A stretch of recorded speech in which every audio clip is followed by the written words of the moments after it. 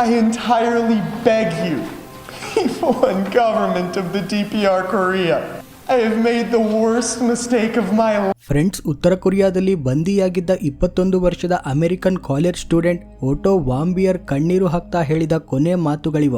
ಉತ್ತರ ಕೊರಿಯಾಕ್ಕೆ ಪ್ರವಾಸ ಮುಗಿಸಿ ತನ್ನ ದೇಶಕ್ಕೆ ವಾಪಸ್ ಬರಬೇಕಾಗಿದ್ದ ಓಟೋನನ್ನ ಅಲ್ಲಿನ ಏರ್ಪೋರ್ಟ್ ಗಾರ್ಡ್ ಸಡನ್ ಆಗಿ ಅರೆಸ್ಟ್ ಮಾಡ್ತಾರೆ.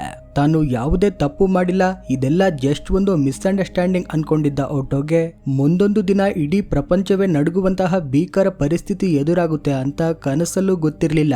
ಅಮೆರಿಕ ಮೇಲಿರೋ ಕೋಪಕ್ಕೆ ಉತ್ತರ ಕೊರಿಯಾ ದೇಶ ಈ ಅಮಾಯಕ ಹುಡುಗನ ಲೈಫನ್ನ ಹೇಗೆ ಬಲಿ ತೆಗೆದುಕೊಂಡಿತು ಅನ್ನೋದನ್ನ ಇವತ್ತಿನ ವಿಡಿಯೋದಲ್ಲಿ ಎಳೆಯಾಗಿ ತಿಳ್ಕೊಳ್ಳೋಣ.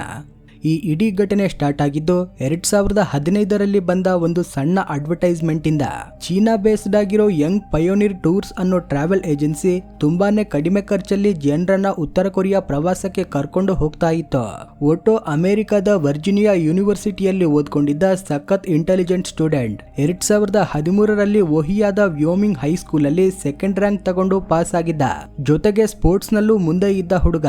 2016ರಲ್ಲಿ ತನ್ನ ಕಾಲೇಜಿನ ಫೈನಲ್ ಇಯರ್ ಅಲ್ಲಿದ್ದ ಓಟೋ ಒಂದು ಸ್ಟಡಿ ಪ್ರೋಗ್ರಾಮ್ಗಾಗಿ ಹಾಂಗ್ಕಾಂಗ್ಗೆ ಹೋಗೋಕೆ ರೆಡಿ ಆಗ್ತಿದ್ದ. ಎಕ್ಸಾಮ್ಸ್ ಮತ್ತೆ ಫ್ಯೂಚರ್ ಪ್ಲಾನ್ಸ್ ಮಧ್ಯೆ ಸಿಕ್ಕಿದ್ದ ಗ್ಯಾಪ್ ನಲ್ಲಿ ಈ ಹೊಸ ವರ್ಷದ ರಾತ್ರಿಯನ್ನ ಏನಾದ್ರೂ ಡಿಫ್ರೆಂಟ್ ಆಗಿ ಸೆಲೆಬ್ರೇಟ್ ಮಾಡ್ಬೇಕು ಅನ್ಕೊಂಡ. ಚಿಕ್ಕ ವಯಸ್ಸಿನಿಂದಲೂ ಉತ್ತರ ಕೊರಿಯಾ ದೇಶ ಮತ್ತೆ ಅಲ್ಲಿನ ಜನರ ಲೈಫ್ ಸ್ಟೈಲ್ ಬಗ್ಗೆ ತುಂಬಾನೇ ಕ್ಯೂರಿಯಾಸಿಟಿ ಇಟ್ಕೊಂಡಿದ್ದ ಓಟೋ ಕಣ್ಣಿಗೆ ಈ ಟ್ರಾವೆಲ್ ಏಜೆನ್ಸಿ ಜಾಹೀರಾತು ಬಿತ್ತು. ತಕ್ಷಣವೇ ಕಾಂಟ್ಯಾಕ್ಟ್ ಮಾಡಿ ಉತ್ತರ ಕೊರಿಯಾ ಟ್ರಿಪ್ ಬುಕ್ ಮಾಡ್ಕೊಂಡ. ಆದ್ರೆ ಆ ಹೊಸ ವರ್ಷದ ಸೆಲೆಬ್ರೇಷನ್ ತನ್ನ ಲೈಫ್ ನ ಕೊನೆ ಸೆಲೆಬ್ರೇಷನ್ ಆಗುತ್ತೆ ಅಂತ ಪಾಪ ಅವನಿಗೆ ಗೊತ್ತಿರಲಿಲ್ಲ. ಹೀಗೆ ಡಿಸೆಂಬರ್ 29, 2015ರಂದು ಓಟೋ ತನ್ನ ಟೂರ್ ಗ್ರೂಪ್ ಜೊತೆ ಬೀಜಿಂಗ್ ಏರ್ಪೋರ್ಟ್ ಇಂದ ಉತ್ತರ ಕೊರಿಯಾಕ್ಕೆ ಹೊರಟ.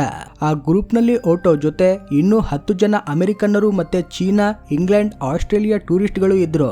ಫ್ಲೈಟ್ ಲ್ಯಾಂಡ್ ಆಗಿದ್ದು ಉತ್ತರ ಕೊರಿಯಾದ ಕ್ಯಾಪಿಟಲ್ ಸಿಟಿ ಪ್ಯೋಂಗ್ಯಾಂಗ್ ನಲ್ಲಿ. ಅವರೆಲ್ಲ ಅಲ್ಲಿನ ಫೇಮಸ್ ಯಾಂಕಾಂಗ್ಡೋ ಇಂಟರ್ನ್ಯಾಷನಲ್ ಹೋಟೆಲ್ ಅಲ್ಲಿ ಸ್ಟೇ ಆದ್ರು. ಫ್ರೆಂಡ್ಸ್, ಈ ಹೋಟೆಲ್ ಹೆಸರು ನೆನ್ಪಿಟ್ಕೊಳ್ಳಿ, ಯಾಕಂದ್ರೆ ಅಸಲಿ ಕತೆ ಶುರುವಾಗೋದು ಇಲ್ಲೇ. ಫಸ್ಟ್ ಡೇ ಗೈಡ್ಸ್ ಎಲ್ಲ ಸುತ್ತಮುತ್ತ ಇರೋ ಜಾಗಗಳನ್ನ ತೋರಿಸಿದ್ರು. ಡಿಸೆಂಬರ್ 31ರ ರಾತ್ರಿ ಎಲ್ರೂ ಪ್ಯೋಂಗ್ಯಾಂಗ್ ನ ಕಿಮ್ ಇಲ್ ಸಂಗ್ ಸ್ಕ್ವೇರ್ ನಲ್ಲಿ ನ್ಯೂ ಇಯರ್ ಸೆಲೆಬ್ರೇಷನ್ ಮಾಡೋಕೆ ಸೇರಿದ್ರು. ಅಲ್ಲಿ ಸಾವಿರಾರು ಜನ ಉತ್ತರ ಕೊರಿಯನ್ನರು ಕೂಡ ಇದ್ರು. ರಾತ್ರಿ ಎಲ್ಲ ಫುಲ್ ಪಾರ್ಟಿ ಮಾಡಿ ಎಲ್ರೂ ಹೋಟೆಲ್ ರೂಮ್ಗೆ ವಾಪಸ್ ಬಂದ್ರು. 5ನೇ ದಿನದ ಟ್ರಿಪ್ ಮುಗಿಸಿ ಜನವರಿ 2, 2016ರಂದು ಎಲ್ಲರೂ ಪ್ಯೋಂಗ್ಯಾಂಗ್ ಏರ್ಪೋರ್ಟ್ ಅಲ್ಲಿ ದೇಶಕ್ಕೆ ವಾಪಸ್ ಹೋಗೋ ಫ್ಲೈಟ್ ಗಾಗಿ ವೇಟ್ ಮಾಡ್ತಿದ್ರು. ಓಟೋ ಕೂಡ ಅವರ ಜೊತೆಗೆ ಇದ್ದ. ಆದ್ರೆ ಫ್ಲೈಟ್ ಹತ್ತೋ ಕೆಲವೇ ನಿಮಿಷ ಇರುವಾಗ ಇಬ್ಬರು ಲೋಕಲ್ ಗಾರ್ಡ್ಸ್ ಬಂದು ಓಟೋ ಹೆಗಲ ಮೇಲೆ ಕೈ ಹಾಕಿ ಒಂದು ಮಾತು ಹೇಳದೆ ಅವನನ್ನ ಕರ್ಕೊಂಡು ಹೋದ್ರು. ಯಾಕೆ ನಿಲ್ಲಿಸ್ತಿದ್ದೀರಾ ಅಂತ ಕೇಳಿದ್ರು. ಅವರು ಯಾವುದೇ ಆನ್ಸರ್ ಕೊಡ್ಲಿಲ್ಲ. ಅಮೆರಿಕ ಮತ್ತೆ ಉತ್ತರ ಕೊರಿಯಾ ಮಧ್ಯೆ ಇರೋ ಶತ್ರುತ್ವದ ಬಗ್ಗೆ ಗೊತ್ತಿರೋದ್ರಿಂದ ಇವನು ಅಮೆರಿಕನ್ ಅನ್ನೋ ಕಾರಣಕ್ಕೆ ನಿಲ್ಲಿಸ್ತಿದ್ದಾರೆ ಅಂತ ಎಲ್ರು ಅನ್ಕೊಂಡ್ರು. ಓಟೋ ಜೊತೆ ರೂಮ್ ಶೇರ್ ಮಾಡ್ಕೊಂಡಿದ್ದ ಬ್ರಿಟಿಷ್ ನಾಗರಿಕ ಡ್ಯಾನಿ ಗ್ರಾಟನ್ ತಮಾಷೆಯಾಗಿ ನಾವಿಬ್ರು ಮತ್ತೆ ಸಿಗಲ್ಲ ಅನ್ಸುತ್ತೆ ಮಗ ಅಂದಾಗ ಓಟೋ ಸುಮ್ಮನೆ ನಕ್ಕಿದ್ದ. ಇದೇನೋ ಸಣ್ಣ ಇನ್ಸ್ಪೆಕ್ಷನ್ ಇರ್ಬೇಕು, ಬೇಗ ಬಂದು ಬಿಡ್ತೀನಿ ಅನ್ಕೊಂಡು ಓಟೋ ಯಾವುದೇ ಪ್ರತಿರೋಧ ತೋರದೆ ಅವರ ಜೊತೆ ಹೋದ.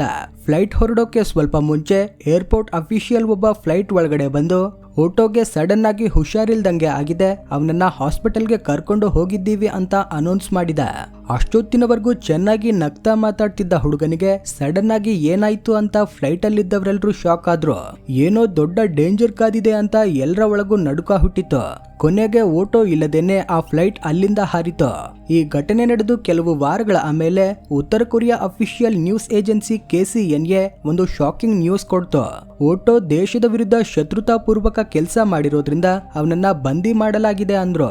ಆದ್ರೆ ಅವನು ಮಾಡಿದ ತಪ್ಪೇನು ಅಂತ ಸೀಕ್ರೆಟ್ ಆಗಿ ಇಟ್ರು. ಹೀಗೆ 6 ವಾರಗಳು ಕಳೆದು ಹೋದವು. ಓಟೋ ಪೇರೆಂಟ್ಸ್ ಫ್ರೆಡ್ ಮತ್ತೆ ಸಿಂಡೆ ತಮ್ಮ ಮಗನನ್ನ ಬಿಡಿಸೋಕೆ ಅಮೆರಿಕನ್ ಫಾರಿನ್ ಡಿಪಾರ್ಟ್ಮೆಂಟ್ ಜೊತೆ ಕಂಟಿನ್ಯೂಸ್ ಆಗಿ ಟಚ್ ಅಲ್ಲಿದ್ರು. ಆದ್ರೆ ಅಮೆರಿಕಕ್ಕೆ ಉತ್ತರ ಕೊರಿಯಾದಲ್ಲಿ ಸ್ವಂತ ಎಂಬಸಿ ಇಲ್ಲದ ಕಾರಣ ಅಲ್ಲಿರೋ ಸ್ವೀಡಿಶ್ ಎಂಬಸಿ ಮೂಲಕವೇ ಈ ವಿಷಯದಲ್ಲಿ ಇಂಟರ್ಫಿಯರ್ ಆಗ್ಬೇಕಿತ್ತು. ಸ್ವೀಡಿಶ್ ಆಫೀಸರ್ಸ್ ಓಟೋನನ್ನ ನೋಡೋಕೆ ತುಂಬಾನೇ ಟ್ರೈ ಮಾಡಿದ್ರು. ಉತ್ತರ ಕೊರಿಯಾ ಸರ್ಕಾರ ಪರ್ಮಿಷನ್ ಕೊಡಲೇ ಇಲ್ಲ.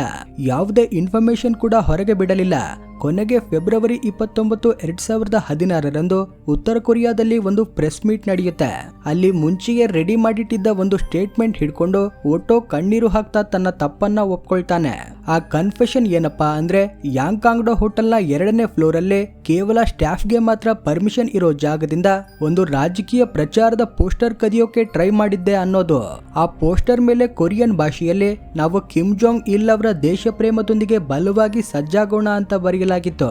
ಮಾರ್ಚ್ 16, 2016ರಂದು ಕೇವಲ 1 ಗಂಟೆ ನಡೆದ ಕೋರ್ಟ್ ವಿಚಾರಣೆಯಲ್ಲಿ ಬರೀ ಒಂದು ಪೋಸ್ಟರ್ ಕದಿಯೋಕೆ ಟ್ರೈ ಮಾಡಿದ್ದಕ್ಕೆ ಆ 21 ವರ್ಷದ ಹುಡುಗನಿಗೆ ಬರೋಬ್ಬರಿ 15 ವರ್ಷಗಳ ಕಾಲ ಕಠಿಣ ಜೈಲು ಶಿಕ್ಷೆ ವಿಧಿಸಲಾಯಿತು.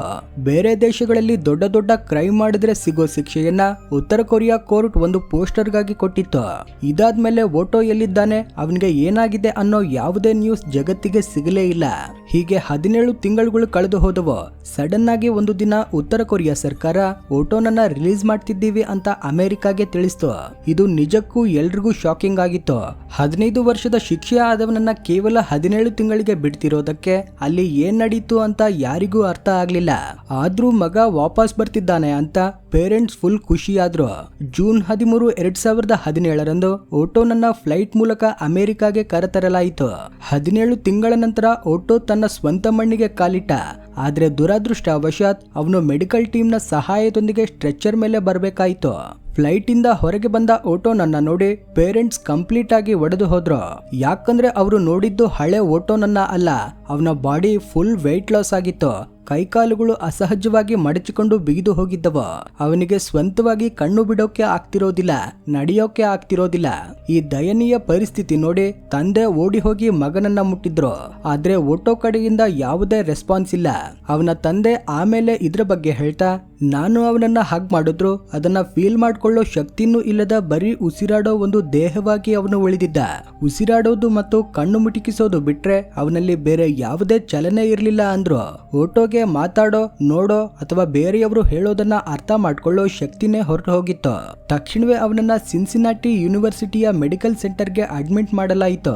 ಡಾಕ್ಟರ್ಸ್ ಚೆಕ್ ಮಾಡಿದಾಗ ಓಟೋ ಪರ್ಸಿಸ್ಟೆಂಟ್ ವೆಜಿಟೇಟಿವ್ ಸ್ಟೇಟ್ ಅಂದ್ರೆ ಕೋಮಾ ತರಹದ ಸ್ಥಿತಿಯಲ್ಲಿದ್ದಾನೆ. ಅವನಿಗೆ ತನ್ನ ಸುತ್ತಮುತ್ತ ಏನ್ ನಡೀತಿದೆ ಅನ್ನೋ ಜ್ಞಾನವೇ ಇಲ್ಲ ಅಂತ ತಿಳಿಸಿದ್ರು. ಇನ್ನು ಶಾಕಿಂಗ್ ವಿಷಯ ಏನಪ್ಪಾ ಅಂದ್ರೆ ಕೋರ್ಟ್ ಶಿಕ್ಷೆ ಪ್ರಕಟಿಸಿದ ಕೇವಲ 1 ತಿಂಗಳ ನಂತರ ಅಂದ್ರೆ ಏಪ್ರಿಲ್ 2016ರಿಂದಲೇ ಓಟೋ ಈ ಭೀಕರ ಸ್ಥಿತಿಯಲ್ಲಿದ್ದ. ಅಂದ್ರೆ ಅಮೆರಿಕಕ್ಕೆ ಬರೋದಕ್ಕಿಂತ ಮುಂಚೆಯೇ 1 ವರ್ಷದಿಂದ ಅವನು ಕೋಮಾದಲ್ಲೇ ಇದ್ದ ಎಂದರ್ಥ. ಬ್ರೈನ್ ಸ್ಕ್ಯಾನ್ ರಿಪೋರ್ಟ್ ನೋಡಿದಾಗ ಮೆದುಳಿನ ಬಹುತೇಕ ಭಾಗದ ಜೀವಕೋಶಗಳು ಕಂಪ್ಲೀಟ್ ಆಗಿ ನಾಶವಾಗಿ ಹೋಗಿದ್ದವು. ಕಾರ್ಡಿಯೋ ಪಲ್ಮನರಿ ಅರೆಸ್ಟ್ ಇಂದ ಇದು ನಡೆದಿದೆ ಅಂತ ಡಾಕ್ಟರ್ಸ್ ಹೇಳಿದ್ರು. ಅಂದ್ರೆ ಮೆದುಳಿಗೆ ರಕ್ತ ಸಂಚಾರ ನಿಂತು ಹೋಗಿ ಆಕ್ಸಿಜನ್ ಸಿಗದೆ ಬ್ರೈನ್ ಸೆಲ್ಸ್ ಡೆಡ್ ಆಗೋ ಪರಿಸ್ಥಿತಿ ಇದು. ಕೊನೆಗೆ ಅಮೆರಿಕಾಗೆ ಬಂದ ಕೇವಲ 6 ದಿನಗಳ ನಂತರ ಅಂದ್ರೆ ಜೂನ್ 19, 2017ರಂದು ಓಟೋ ಈ ಲೋಕವನ್ನ ಬಿಟ್ಟು ಹೊರಟು ಹೋದ. ಪೇರೆಂಟ್ಸ್ ಒಪ್ಪಿಗೆಯೊಂದಿಗೆ ಫೀಡಿಂಗ್ ಟ್ಯೂಬ್ ರಿಮೂವ್ ಮಾಡಿದ ಮೇಲೆ ಅವನು ಕಣ್ಣು ಮುಚ್ಚಿದ. ಆರೋಗ್ಯವಾಗಿದ್ದ 21 ವರ್ಷದ ಈ ಯುವಕನ ಸಾವನ್ನ ಅಮೆರಿಕ ಸರ್ಕಾರವಾಗ್ಲಿ ಡಾಕ್ಟರ್ಸ್ ಆಗ್ಲಿ ನಂಬೋಕೆ ತಯಾರಿರ್ಲಿಲ್ಲ. ಜೈಲಲ್ಲಿ ಇರಬೇಕಾದ್ರೆ ಒಬ್ಬ ಯುವಕನಿಗೆ ಇಷ್ಟೊಂದು ಭೀಕರ ಬ್ರೈನ್ ಡ್ಯಾಮೇಜ್ ಹೇಗೆ ಸಾಧ್ಯ ಅನ್ನೋದು ದೊಡ್ಡ ಕ್ವೆಶ್ಚನ್ ಮಾರ್ಕ್ ಆಗಿತ್ತು. ಇದ್ರ ಬಗ್ಗೆ ಕೇಳಿದ್ರೆ ಉತ್ತರ ಕೊರಿಯಾ ಸರ್ಕಾರ ಜೈಲಲ್ಲಿ ಓಟೋಗೆ ಬೊಟುಲಿಸಂ ಅನ್ನೋ ರೋಗ ಬಂದಿತ್ತು, ಅದಕ್ಕೆ ನಿದ್ರೆ ಮಾತ್ರೆ ಕೊಟ್ಟಾಗ ಅವನು ಕೋಮಾಗೆ ಹೋದ ಅಂತ ಸಬೂಬು ಕೊಡ್ತು. ಆದ್ರೆ ಅಮೆರಿಕನ್ ಡಾಕ್ಟರ್ಸ್ ಈ ವಾದವನ್ನ ಕಂಪ್ಲೀಟ್ ಆಗಿ ರಿಜೆಕ್ಟ್ ಮಾಡಿದ್ರು. ಓಟೋ ಬಾಡಿಯಲ್ಲಿ ಬೊಟುಲಿಸಂನ ಯಾವುದೇ ಲಕ್ಷಣ ಇರಲಿಲ್ಲ. ಅವನು ಹಾರ್ಟ್ ಅಥವಾ ಲಂಗ್ಸ್ ಆಪರೇಷನ್ ಬ್ಲಾಕ್ ಆಗಿ ಮೆದುಳಿಗೆ ಆಕ್ಸಿಜನ್ ನಿಂತಿದ್ದೆ ಇದಕ್ಕೆ ಕಾರಣ ಅಂತ ಡಾಕ್ಟರ್ಸ್ ಪದೇ ಪದೇ ಹೇಳಿದ್ರು. ಇದರ ಜೊತೆಗೆ ಓಟೋ ಬಲಗಾಲಲ್ಲಿ ವಿವರಿಸಲು ಸಾಧ್ಯವಾಗದಂತಹ ಒಂದು ದೊಡ್ಡ ಗಾಯದ ಕಲೆ ಇತ್ತು. ಅದು ತಿಂಗಳುಗಳ ಕಾಲ ಒಣಗದ ಗಾಯದ ತರಹ ಇತ್ತು ಅಂತ ಅವನ ತಾಯಿ ಸಿಂಡಿ ಹೇಳಿದ್ರು. ಆದ್ರೆ ಪೇರೆಂಟ್ಸ್ ಬೇಡ ಅಂದಿದ್ದಕ್ಕೆ ಓಟೋ ಬಾಡಿನ ಪೋಸ್ಟ್ ಮಾರ್ಟಮ್ ಮಾಡಲಿಲ್ಲ. ಹಾಗಾಗಿ ಉತ್ತರ ಕೊರಿಯಾ ಜೈಲೊಳಗೆ ಅವನಿಗೆ ನಿಜಕ್ಕೂ ಏನ್ ನಡೀತು ಅನ್ನೋದು ಇವತ್ತಿಗೂ ಅಫಿಷಿಯಲ್ ಆಗಿ ಪ್ರೂವ್ ಆಗಿಲ್ಲ. ಅದಕ್ಕಾಗಿ ಓಟೋ ಸಾವು ಇವತ್ತಿಗೂ ಉತ್ತರ ಕೊರಿಯಾದ ಅತ್ಯಂತ ನಿಗೂಢ ಮತ್ತೆ ನೋವಿನ ದುರಂತವಾಗಿ ಉಳಿದುಕೊಂಡಿದೆ. ಈ ಘಟನೆ ಬಗ್ಗೆ ಅಂತಾರಾಷ್ಟ್ರೀಯ ವಿಶ್ಲೇಷಕರು ಹೇಳೋದೇ ಬೇರೆ. ಇದೆಲ್ಲ ಒಂದು ದೊಡ್ಡ ಪ್ಲಾನ್ಡ್ ಕೃತ್ಯ ಮತ್ತೆ ರಾಜಕೀಯ ಕಾರಣಗಳಿಗಾಗಿ ಓಟೋನನ್ನ ಬಲಿಪಶು ಮಾಡಲಾಯಿತು ಅಂತಾರೆ. ಯಾಕಂದ್ರೆ ಏರ್ಪೋರ್ಟ್ ಅಲ್ಲಿ ಓಟೋನನ್ನ ತಡೆದಾಗ ಗಾರ್ಡ್ಸ್ ಯಾವುದೇ ರೀಸನ್ ಹೇಳಲಿಲ್ಲ. ಕನಿಷ್ಠ 6 ವಾರಗಳ ಕಾಲ ಅವನು ಮಾಡಿದ ತಪ್ಪೇನು ಅಂತ ಜಗತ್ತಿಗೆ ರಿವೀಲ್ ಮಾಡೋದಿಲ್ಲ. ಅವನು ನಿಜಕ್ಕೂ ತಪ್ಪು ಮಾಡಿದ್ರೆ ಅದನ್ನ ಸ್ಟಾರ್ಟಿಂಗ್ ಅಲ್ಲೇ ಹೇಳೋಕೆ ಏನ್ ಪ್ರಾಬ್ಲಮ್ ಆಗಿತ್ತು. ಇವೆಲ್ಲದಕ್ಕಿಂತ ಹೆಚ್ಚಾಗಿ ಉತ್ತರ ಕೊರಿಯಾ ಹೇಳಿದ ಬೊಟುಲಿಸಂ ರೋಗದ ಯಾವುದೇ ಕುರುಹು ಸಿಗಲಿಲ್ಲ. ಬರೀ ಒಂದು ನಿದ್ದೆ ಮಾತ್ರೆ ತಿಂದ್ರೆ ಮನುಷ್ಯ ಈ ಸ್ಥಿತಿಗೆ ಬರೋಕೆ ಸಾಧ್ಯನೇ ಇಲ್ಲ. ಮೆದುಳಿಗೆ ಆಕ್ಸಿಜನ್ ಸಿಗದ ಹಾಗೆ ಬಲವಂತವಾಗಿ ಟಾರ್ಚರ್ ಕೊಟ್ಟಿರೋ ಹಾಗೆ ಆ ಬ್ರೈನ್ ಇಂಜುರಿಗಳು ತೋರಿಸ್ತಾ ಇದ್ದವು. ಕೊನೆಗೆ 2018ರಲ್ಲಿ ಅಮೆರಿಕನ್ ಫೆಡರಲ್ ಕೋರ್ಟ್ ಓಟೋ ಮೇಲಿನ ದೌರ್ಜನ್ಯ ಮತ್ತೆ ಅವನ ಸಾವಿಗೆ ಉತ್ತರ ಕೊರಿಯಾ ಸರ್ಕಾರವೇ ಕಾರಣ ಅಂತ ವರ್ಡಿಕ್ಟ್ ಕೊಡ್ತು. ಆದ್ರೆ ಉತ್ತರ ಕೊರಿಯಾ ಇದರ ಬಗ್ಗೆ ರಿಯಾಕ್ಟ್ ಕೂಡ ಮಾಡೋದಿಲ್ಲ.